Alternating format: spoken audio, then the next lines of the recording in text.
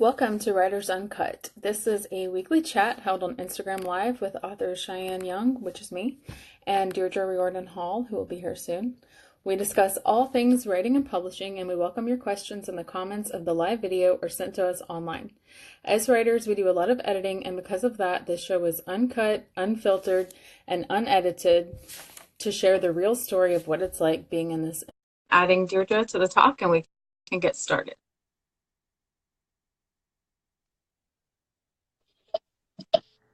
Hello. Good morning. Morning. There we go. How are you? I'm great. How are you? I'm good. Are we?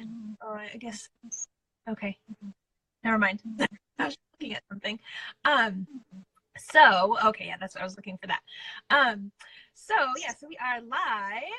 Welcome, those of you who are joining us now. If you missed it, if you have questions, pop them in the comment box. We'll be talking about writing, publishing, marketing, promotion, all kinds of things today.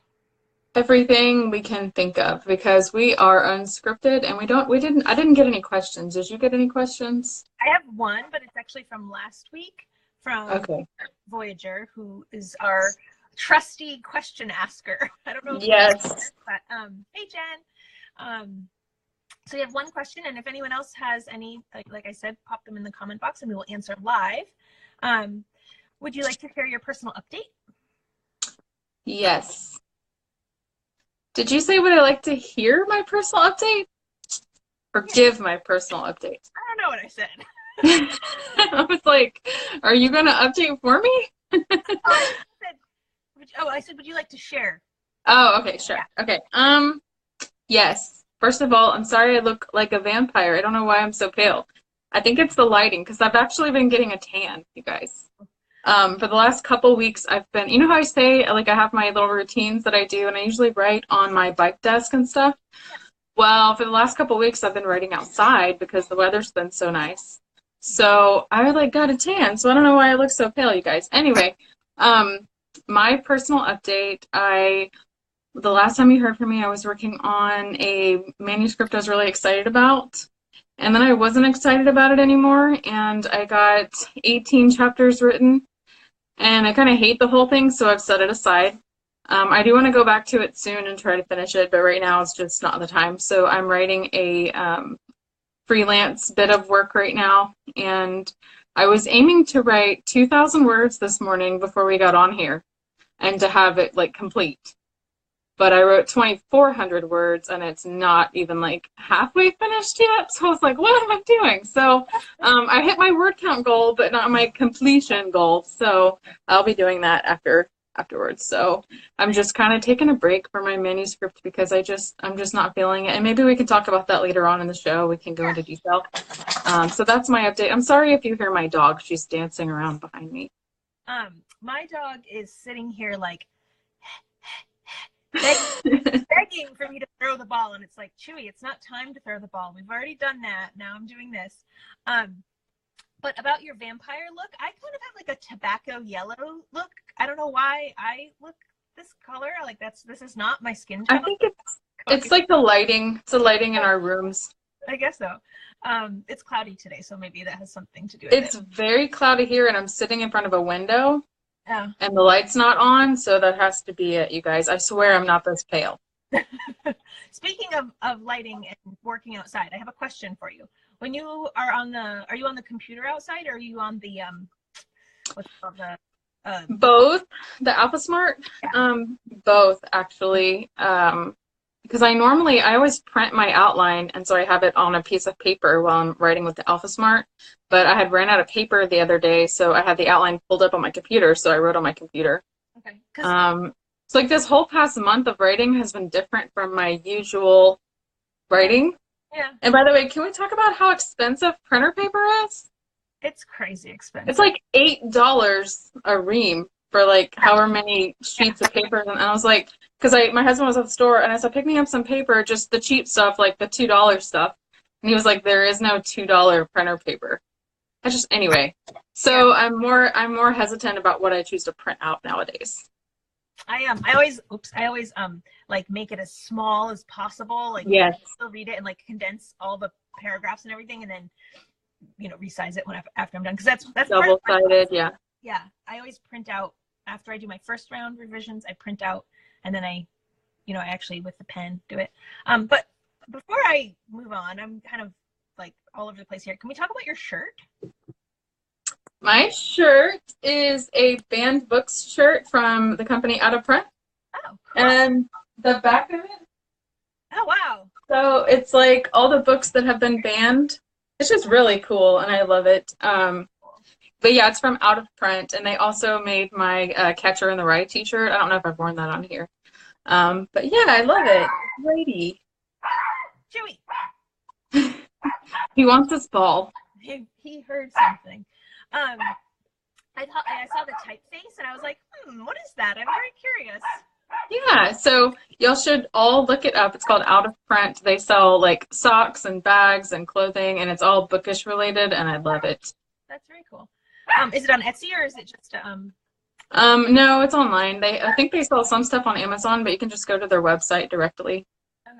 I put a bunch of it on my wish list, and I usually get everything I have has been like a gift from somebody else. I've been on your wish list on Amazon, actually. Feel free to send me anything on there.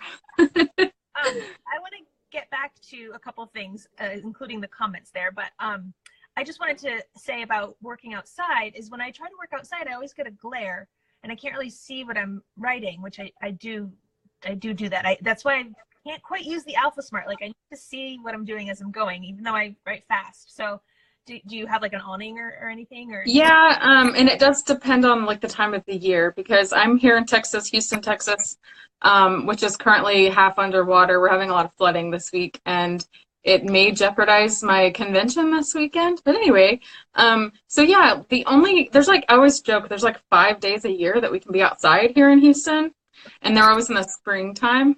Yeah. So if it's like April or May, June, July, like dead of summer heat and sun, there's no way I can ride outside. But we do have like a little pergola kind of shaded area on my back porch, and it is like a time of day that I can write. So I'll go there in the morning, and if I'm still out there by like 1 p.m., it's so hot my laptop or my Alpha Smart feels like it's gonna melt. Yeah. So yeah, that's why writing outside isn't always ideal for me. But it's like, when the days are beautiful, I have to go out there. And if you guys follow my Instagram, you'll see that we recently got a new fence in the backyard. And like my whole family's making fun of me at how much I love this fence. It's so beautiful. So it's like I go out there and now it smells like fresh lumber, and it's like a pretty fence, and the weather's nice. And I said, you know what, I'm just going to soak up these like few days of this year that are going to be nice weather. So, but yeah, I have to do it in the morning, or otherwise I can't see my screen either. I like that. I like that a lot. Okay, so I'm gonna get to my personal update here, but I saw that Cassie C. Giovanni, author, wrote, "I never print," and I find that, especially when I'm not so much content, but when I'm editing, I find stuff that I don't find if I'm looking at the screen on the computer. I find stuff when I read on my Kindle that I don't find after. Oh yeah, intensive revisions and edits on the computer, on the paper. So I think it's a great practice just to catch all those little things, to kind of polish things up. And then Jennifer Akers wrote, "Oh, you can get it," meaning paper, "for a better deal at Office Depot or something if you buy a case." Oh, that's smart. I usually pay $3 to $4. That is smart. I think the best price I found was on Amazon. Like they have their own Amazon brand name products. Really? So it's like Amazon brand printer paper, and I got a huge box of it for about $15. So, but then I felt bad because the delivery guy had to deliver it, and it was so heavy, but it was cheaper. Yeah, but yeah, it's crazy how expensive paper is. That's a good idea. I'm gonna look for a big box because yeah, we use it for not just for me, but the household uses it too. Jen says though, yeah, the flooding is bad. So our hearts go out to all of you in Texas who are experiencing that right now. And then Cassie wrote, "With self-pub, I do it with the paperback format. I don't know what I'll do with the traditional stuff." Yeah. Well, with traditional, they'll help you along. They'll send it to you. You'll get PDFs and all kinds of stuff that you can print out. But okay, so I think that's it. Okay, so my personal update. On the trad side, yeah, I've got nothing to say. And then with my self-publishing stuff, indie stuff, my pen name is going well. I actually have a deal this week, and I've been experimenting with different newsletters, like what do you call it? Like I call them discovery sites. What do you call them? Like I call them newsletter promo sites, like BookBub. Yeah. I call them BookBub sites. Yeah. Sites that are like BookBub. Yeah. With that and with ads and all kinds of things, and writing at the same time. I actually just finished a book this week that's a Christmas story, because I'm trying to kind of get ahead on a couple things. So I had the carols going softly in the background. I had like essential oils in my diffuser that had like pine smells and like cinnamon and stuff. And I was like trying to get in the mood. Here it is, May. It's like, hey, that works. I wrote my last Christmas story. It was like in November. Yeah. But I was like, I put some Christmas carols on, and you burn like a Christmas candle, and like it just gets you in the spirit, and then you want to write this feel good, fun Christmas story. So that's cool. That's exciting. It's kind of been a fun little interlude. Now I'm doing revisions, and then I'm jumping into like a summer beach reads thing for the summer, and then I'm gonna take a breath. Cassie says poor trees. I use recycled paper, and I recycle the paper, so Trees are fine. Okay, so that's my update. Like nothing too exciting, but the pen name's going well. And my traditional stuff, I'm actually Pearl, my the book with the pink cover, is an Amazon deal in teens and young adult this month. And my book City of Legends is too. Our books were like right next to each other on Amazon, so they both got picked for a 99-cent deal. So that's exciting. They couldn't be more different, but they're together. Yeah. I want to see that. Yeah. So that's both of our books are 99 cents this month. So go grab them on Amazon. Please do. Yes. And so, okay, shall we move into the questions? We have one from Matt, and Jen. I think Jen wrote that maybe she sent us one, but I didn't get it. So, I didn't get one. Yeah. So just type it, Jen, if you're still here. Yeah. Thank you. Sorry about that. Okay. So Matt Voyager asks, Matt, I don't think you're here, but maybe if you're watching the replay of this. If not, we always post everything on YouTube, so you can see it there. He wrote, "Hi guys, hope this isn't a silly question, but do you have any advice on point of view? I prefer reading and writing from third, as you can relay the thoughts of all characters. I find as a writer, first person can be restrictive, but as a reader, it's easier to access the core of the story. What do you prefer, and do you think publishers have a preference? It probably boils down to what feels natural for the story. Thanks." It's a great question. I think he answered it with this very last line. I prefer writing first person. I'll read anything. I don't care. I really do think you just have to ask yourself, should this story be told? And like, how should the story be told? Mm-hmm. And sometimes when I'm writing first person, I will feel a little bit restricted, and I wish that I could kind of throw in some thoughts of other characters. So it does make it a little bit of a challenge, and you have to kind of show with details and expressions and foreshadowing what other people might be thinking or doing. But it really just depends on the story, and I don't think publishers care at all, because when it comes down to it, the only thing publishers care about is this a good story that people are going to want to buy and read? Yeah. So that's, I was going to say, that's pretty much all my advice. Like, does it, which one suits the story better? And I have had stories where I go back and change the point of view because I realize a different point of view works out better. And so sometimes you might just have to do some like quick discovery writing and just see. Yeah. So that's my 2 cents. I think that's a great suggestion. I've had times when I am just like, I feel like this could go either way. I feel like I could write from first, I could write from third. And first definitely comes more natural to me, actually. And I think that's the case when you're writing contemporary romance. It's just like, yeah, you kind of put your head into the character and you just kind of go from there.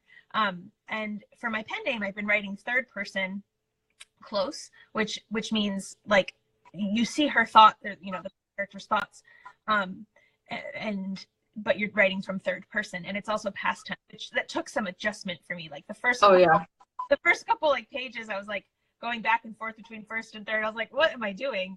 But I think it depends on, so like Cheyenne said, like the the story that you're telling, I think will help you answer the question. But also, if you're writing contemporary romance, first is kind of an easy go-to. But if you're writing in fantasy or any of the other genres, I think you have a little bit more sometimes reader expectation. So look in your genre and sort of see what some of the other books are told in that are popular, that you enjoy.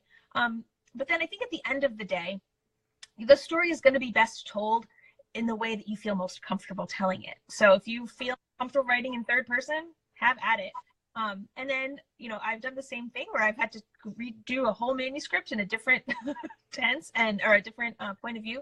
And it's very time consuming. But I think, that and writing outside of your comfort zone is also flexes your muscles as a writer. Like it really helps you create skills, outside of the norm. But if you're at the point in your writing career where you're like, this is where I feel comfortable, this is what I want to do, like tell the story that way, and just get the pages out, the words out, and then go back and see, like, okay, if this was in first person, like would it, but don't think too much about it.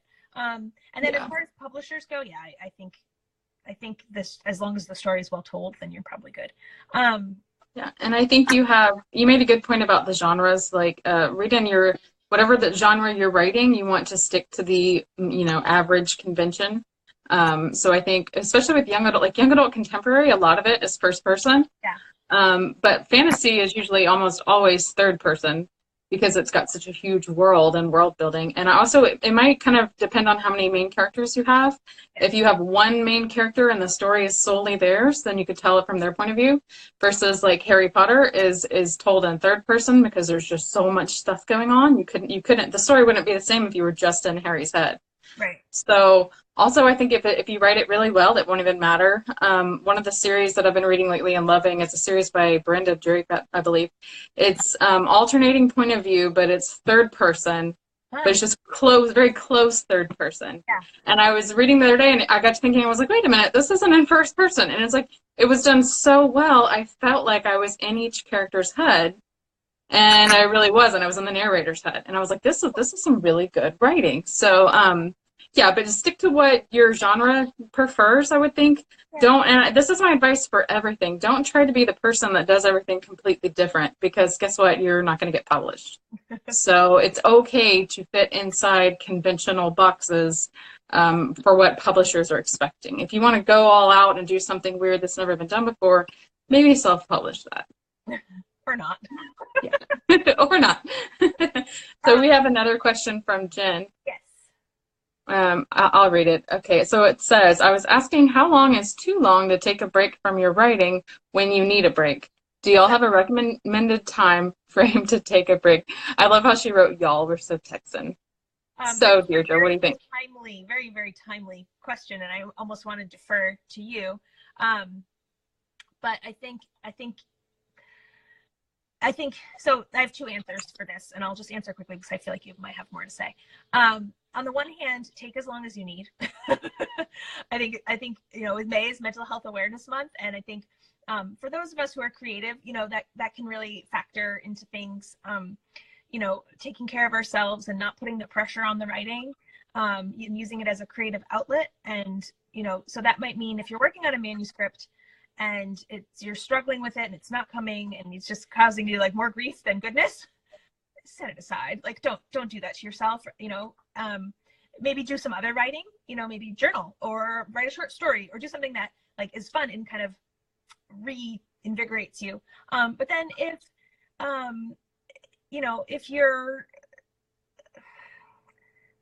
you're procrastinating because it's hard, that's different. Like, don't do that. Just sit down in your seat and do it. That's really like almost, I think, something you have to really gauge and be honest with yourself about. And too long is when you start to feel like I should be writing, and like not just like superficially like I should be writing, but like I need to write. Do you see that? Like, there's a fine distinction, I guess. Mm-hmm. So, I think so there's a few. I was going to say, first of all, If you are on a deadline, if you've signed a contract and your publisher needs something by a certain date, I have no sympathy for you. Get it done. You signed the contract. Come on, be an adult. Do it. Secondly, I think she's just kind of talking about writing in general, just your general writingness. And there's a part in her question that I really like. In parentheses, she put, when you need a break. So how long is too long to take a break from your writing? When you need a break. And I think that that's something that's really important to figure out for yourself, because sometimes we get so burned out that we just keep going and keep going and keep going, and we don't realize that we need a break. And it happens with everything. If you're crafting, or I don't know, what do people do? Like, if you're doing something and you stay up all night doing it, even if you're doing something simple like folding a piece of paper, for 5,000 pieces of papers, at 3 o'clock in the morning, you're falling asleep on your desk, your work's going to get crappy and it's going to start messing up, and you need to take a break. And writing is so like that. So on the one hand, I will always tell people, sit your butt in the chair and write and stop complaining and just get it done. But at the same time, because so much of this writing thing is hypocritical, it seems like, realize that you can push yourself too hard and burn out. And when you burn out, if you're forcing yourself to write, it's just going to be bad. Like, no one writes an amazing novel when they're burnt out and hating every second of it. So one thing is to just kind of realize when you need a break and to take it, and to don't be so hard on yourself, because that's one thing that I do a lot, is I feel like, why am I watching this 20-minute TV show on Netflix when I should be writing? So, I set myself these schedules and these deadlines and due dates, and then every now and then it will all just come together as this like tornado of burnout, and I have to stop and take a break.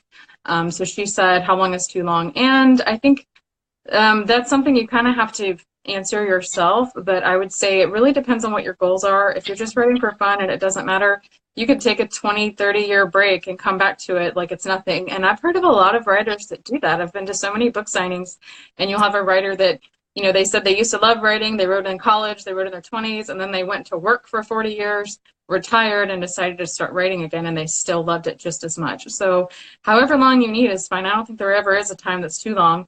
But then the third part of her question says, do you have a recommended time frame? So realistically speaking, I'm like I'm like an addict here.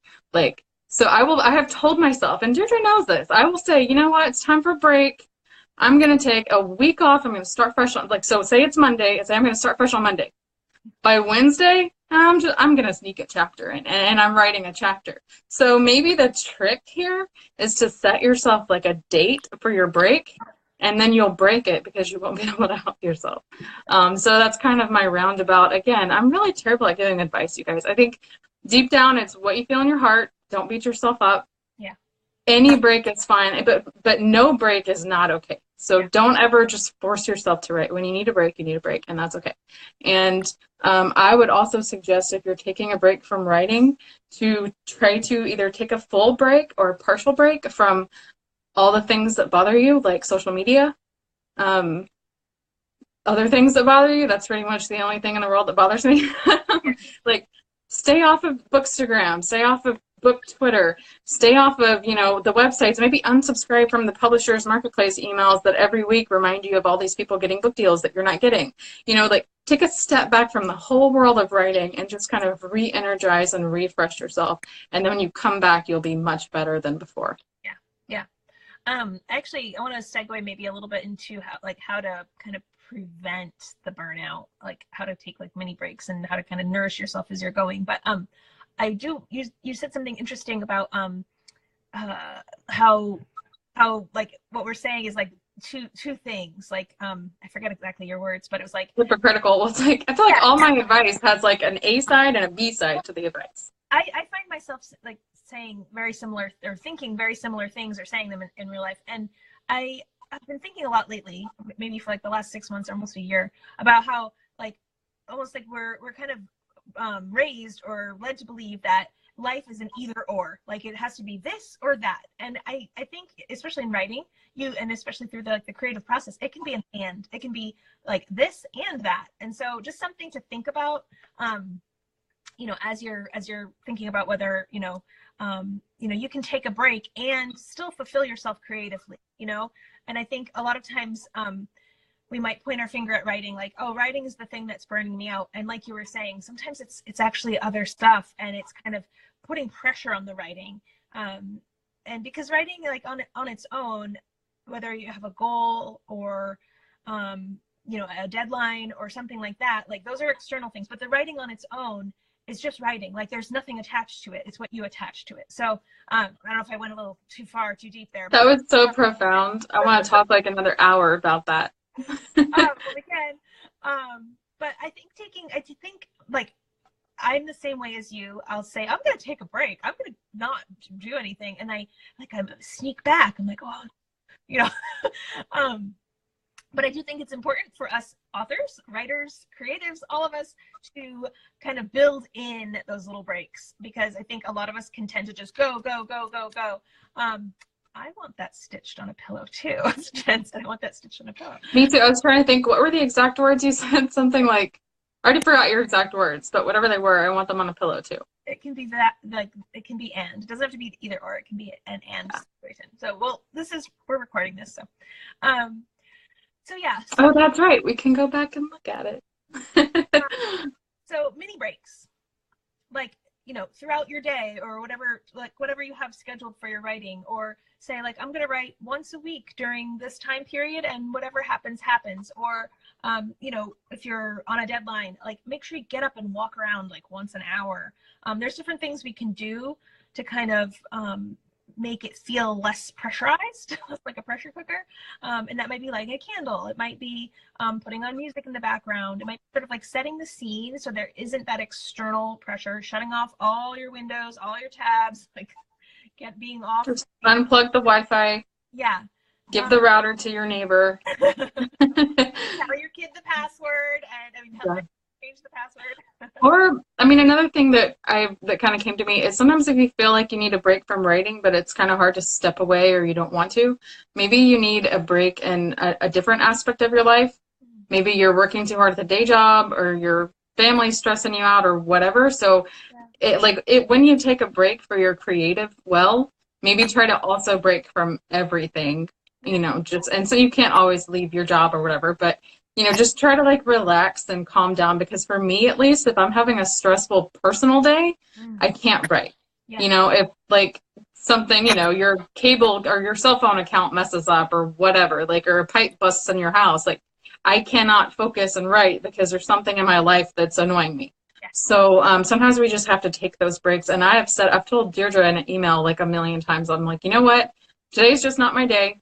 I'm going back to bed. Yeah. And I'll just say, forget it. And I shut everything off. Sometimes I'll just lay on the couch and watch Netflix. Sometimes I'll take a walk, go to the park. It's like, whatever, I'm not even going to touch my computer today. And sometimes you just have to, accept that. And I found that the more times I do that, the stronger I come back to write. Yes. So, because this is my 4th year of being a full-time writer.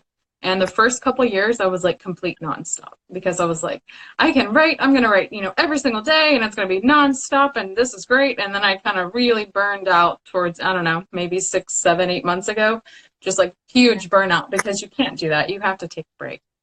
You do. You have to take care of it. So, you said something earlier, I don't remember what, but it inspired me to want to talk about something else. So you said, that sometimes it's like what we attach to it. Yeah. And I don't even know what, but this is what it made me think of. And I wanted to bring up, because I was telling you, so the novel that I started writing, and it's so sad to me, because if we go back on YouTube and watch our past episodes, I spent like so many weeks being so excited to start writing this book. And then I started writing it and I didn't like it. And I liked maybe the first 5 or 6 chapters, and then I feel like I hate it. And I sent it to you. Well, so I send every chapter I write, I send to my beta reader, who's my friend, which I always feel like I have to clarify. She's not a writer in any capacity. She just loves to read. So you always need a good beta reader that just loves to read, because they will tell you fun, happy things. So I send her every chapter, and after every chapter, she's like, I love it. It's the best, because she's amazing. And, but I just kind of started hating this manuscript, and I sent it to you, and you read it and sent me some amazing feedback, and I sent it to another author, and she read it and sent me nice feedback and said, don't give up on this book.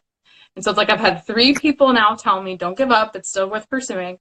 And if I just so much as think about the manuscript file on my computer, I just shut down. Like I cannot work on it right now, which is why I switched to some freelance work. And it, like what you said earlier, sometimes it's what we attach to it. Mm-hmm. And what it really comes down to is I don't think in the logical part of my brain, I don't think this story is bad. I don't think the writing is bad. It's a first draft, but I don't think it's bad. I think what I've attached to it is bad because you guys, like, this is so hard for me because I've spent over a decade writing. It took me about a decade to get an agent. And that first book I had with my agent got a book deal, which is pretty rare because not everybody's first book actually gets a deal. Some people, it's their second, third, or fourth, or whatever. And then I wrote another book, which was really fine. I didn't really have a problem writing the next book. But that book is on submission right now. So that book so it's like I'm dealing with the fact that my publisher for Sasha didn't want me for another book. And they were really nice about it, but they kind of said our contemporaries in general just aren't selling well enough, so we're not buying another book. So I'm dealing with that, and I'm dealing with having a book on submission. It's only received 2 rejections so far, and it's been like 4 months. And the thing with publishing is everybody's journey is different. Some people, I know people that have sold a book after 13 days of being on submission. And then I know people that took 2 years of being on submission. So it's like, but I'm comparing it to Sasha, and it's like, well, I had a book deal in this time frame with Sasha, so why is this one, it only has 2 rejections? It's still, there's still like a couple dozen people that could reject it. Mm-hmm. And so it's like I'm dealing with that. And then on top of all of that, I'm trying to write another manuscript. And I feel like I'm coming at this from like too many attachments. I've attached so much dread and worry and negativity and rejections. And it's like I'm just sitting here thinking, why am I even wasting my time on something that may never be nothing? And it has like paralyzed me. Like I cannot write as well as I used to, as quickly as I used to, and with as much like excitement as I used to. It's like I'm dreading sending this thing to my agent because what if she's like, no, this is awful. Everything you've ever written after Sasha is a complete waste. So like that's just kind of something I wanted to share with you guys, is that it's not always fun and easy. And sometimes after you've succeeded in getting what you wanted, in my case was an agent and a book deal on like a hardcover book deal, not by a small publisher, but actually in bookstores. It's like once you've succeeded, it gets even harder to keep doing the same thing that you've done for 10 years. Yeah. This is real. This is all real. I feel you. Jennifer says she feels that. Yeah, I think, so my mind immediately jumps like, okay, well, how do we fix that? Like I've read the book, or, as far as you've gotten, I think I would say 17 chapters. 17 chapters, yeah. I think it's great. And then like, so on the one hand, it's like, well, maybe the story isn't going in the direction that it wants to go in. So maybe that's part of it. But then on the other side, what you're saying, I'm really hearing like, yeah, what you're attaching to it, and almost like expectation, like this sort of struggle between expectation, like, I know I can write, I have a successful book, like whatever, that whole thing. And then this sort of like little voice that's like you have one on each shoulder, like, you're like, no, this isn't good enough. Like, you're not getting the second deal. Like, I don't know, like all these things are coming at you instead of just writing, which is what you did with Sasha. So I think, I always, like, my family gives me a hard time because like I'm always like trying to come up with the reasonable solution.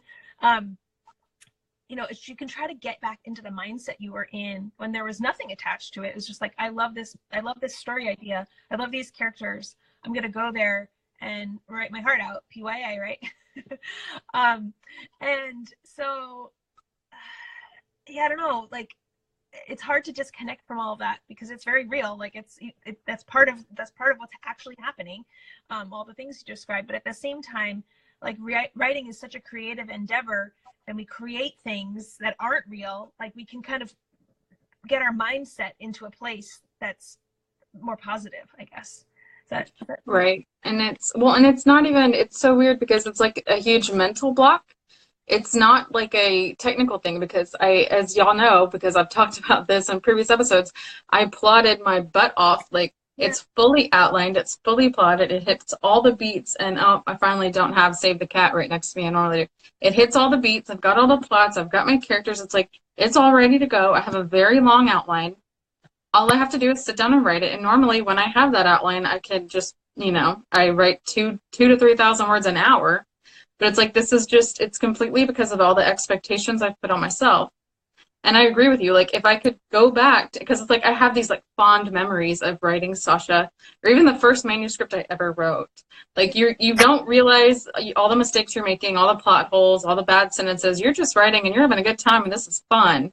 Yeah. And you think everything in the future with publishing, that just comes later. Right now, it's fun. And so it's like, how do I get back in that mindset? And I've kind of daydreamed about, maxing out my credit card on some amazing like Caribbean retreat where I just sit on the beach all day long and write, but I don't think nothing would help, like it's, how do I get into that headspace? And I'm not sure yet. And I wonder if, I assume a lot of authors go through this because it's like, once you've succeeded in some degree, it's just so much harder. This actually brings to mind something that I talked to one of my daughters about, is that like you can learn all the technical skills of something, like whether you're an athlete or a writer, like, you have the beats down, you have the outline outlined, you have everything there is in place, and your skills are really strong. And like you have built those muscles up over time. And you've gotten yourself to a point where basically you could write a story with your eyes closed. Like you can, maybe not that story, but I know you could write a story with your eyes closed. And so what I tell my daughter a lot of times is like, once we have all those technical skills down, like it doesn't end there. We have to move into this like space of strengthening the mental muscle, which isn't the creativity muscle. It's a different one inside of our minds, where it's like silencing those voices. Actually, Cassie said meditation. That's, if that's something, meditation or prayer, whatever that works for you, kind of learning to overcome those voices in your mind that are like filled with doubt or dread or whatever it is. And like build up that strength within you. And that's, I would almost say it's harder because it's so subtle. Like you could read books. And I'm taking notes right now. Don't mind me. I'm still listening. It's more subtle. It's not tangible. It's not like, okay, well, you're going to write a paragraph and it's going to include X, Y, and Z, or you're going to write a chapter and it's going to, catch these plot points or whatever. Those are very tangible practices that you can do to make yourself a better writer. And so that's like the technical skill side. And if you're an athlete, that's like, making sure you can do this play or this drill or whatever, like perfectly, getting your 3-point shot. But then it almost like when you get to a certain point, you have to start to strengthen the mental muscle in a different way. And sports psychologists talk about this. And, I think it's true for writers as well, especially when, there's always more to learn. I know that. But in terms of what we're talking about, getting your mindset muscle strong and kind of, I'm not sure how to say it. Like, I'm so motivated though by what you said. Like the whole muscle thing is really speaking to me because I feel like there's like 3, maybe 4 types of muscles here. Metaphorical muscles. Well, is your brain's not a muscle. It's kind of a muscle. So there's like the creativity muscle, or I feel like the technical writing muscle, which like there's always more to learn about writing, but both of us, like we're both skilled enough to at least write a story. Like we know how to do it. We've done it. So it's like that muscle's strong and awesome for me. And then I feel like there's the dedication muscle, which is because I tell a lot of people just that they say, I can't get my story written. And I'm like, okay, because all you do is play on social media and watch TV. Like you have to have the dedication to wake up every day and sit down and work. And I've got that muscle like honed to perfection. I'm like super ripped in that muscle, guys. So, anyway, so it's like I have the skills. I have at least adequate skills to write a story. I've got the dedication and the time and the schedule and everything down. I have a more technical aspect of like my outline is very thorough. I'm very satisfied with my outline. I even love the synopsis I wrote, believe it or not. And so there's like this 4th muscle, which like you've called like the headspace. And I imagine like, maybe like a gymnast that's going to participate in the Olympics for the first time. It's like, or you walk out on stage and you get stage fright. It's like, well, that's almost what it is, like a stage fright. I know how to do it. I'm good at doing it. I've done it before. I've got the time, energy, resources. Yeah. And I like sit at my computer, put my hands on the keyboard, and I get stage fright. Yeah. And it's because I'm just worried that, Yeah. And I don't even know how to pinpoint it, but it's like it all feels horrible. And then when I go back and read the manuscript in question, it's not horrible. Like it's a draft and there's things I need to revise and tweak and make better, but it's not horrible. Yeah. I'm just not loving this whole process right now. I love that you added the discipline, like the dedication too, because I think that's really important. Like you can get yourself in the seat every single day, or you know, as we were talking about before, like take breaks. But and I think sort of my kind of concluding thought for now, at least, is like what I was saying before. It's such a subtle thing, like getting the outline, like it's tangible, like you can print it out, you know, say or save a tree and leave it on your computer, whatever. But you know, those are all tangible things. Those are very solid, and this is more obscure. And I think that's why there's so much trouble with it. But it might not be the final frontier. There's probably other hurdles that we're going to have to cross in this like lifelong writing marathon.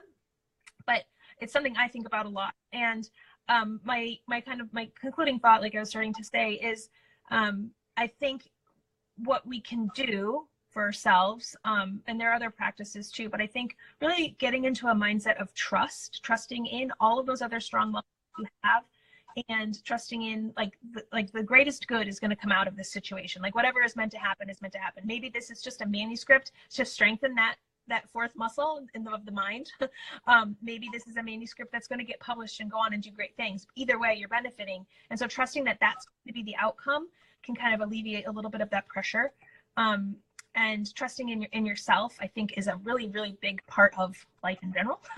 But, you know, trusting that you're going to get stuff done, and it's going to get done in its time and as, you know, as it's meant to. And again, those are like more obscure things. Like it's hard to kind of grasp that, I think, for a lot of us. But definitely worthwhile, because of course you want to, you know, write another book. You want to like achieve these certain things. These are your goals. And you know, we're given lessons and obstacles and hurdles to cross, because that's just part of growing. Like you know, I think if you're not growing, you're dying, right? So if you can keep on, and even though it's harder in different ways, if you can just stay the course and keep going, you know, again, like take breaks when you need to. Wanted to say, and maybe I do need the break, which is what I'm taking now. So next week I will get back to it. I'm writing something else, something short and fun right now. And then I will try to get back to it. I feel like that fourth muscle of writing is like your abs, which are really hard to be well-defined six-pack abs. I've never had that in my life. So that's like I'm creating like a human in my brain of all the different parts of writing. But yeah, so I think, you know, and maybe we can take this conversation to the Facebook group too, because I will be working on it, because it's kind of like, what do? You know, if you're a crappy writer, read some books, take some courses, learn how to write better. If you are bad at discipline, set yourself a schedule, you know, like you can fix that. You can fix everything except for your head that's telling you can't do this. And I had a brief conversation with a friend the other day. I will not give any more details, but he or she was in the middle of writing a book and submitting it on submission to their publisher. And it's a girl. I don't even know why I'm trying to hide that. And we were talking about how hard it is to write. And she was kind of saying, I don't even know if I want to keep finishing the story until I know if it's going to sell or not. Well, it recently did sell. So, and we were talking, and so she's on a tight deadline to finish the manuscript, but we both agreed, like, once that book is sold and you know it's going to become a book, you have all the motivation in the world to get written. And so I was like, you've got this. It's going to be no big deal. You're going to get that written in a heartbeat. And I said, that's kind of how I feel about this book. Like, if a publisher said I want it, I would be writing it in 24 hours, you know? So it's like, it's just this, it's all in my head at this point. So I'm going to figure out what to do. I'm sure I'll bounce back. I always have, and everything in this writing career, I've always bounced back. So we can take that to the Facebook group, which is facebook.com/writersuncut. We would love if you join us on there. Feel free to post anytime about any writing or publishing questions you have. And if I have a great, like, eureka moment, which I hope happens with this manuscript, I will be sure to let you guys know. Awesome. We also want to tell you guys that this will be our last live chat on Instagram for the summer months. Life gets a little like chaotic and changes up and stuff. And some of us are going to be busy writing. Hopefully. So we'll be there for you on the Facebook group. And we also have all of our episodes are on YouTube. Just search Writers Uncut, and don't forget to subscribe. Did you have any final thoughts? No, that's it. Thank you guys for joining us today. You. And if you, oh yeah, I think that's kind of, please share with your friends and use the hashtag Writers Uncut. We'll see you online, on Instagram, on Facebook. Sounds good. Yes. Okay. Bye. Bye.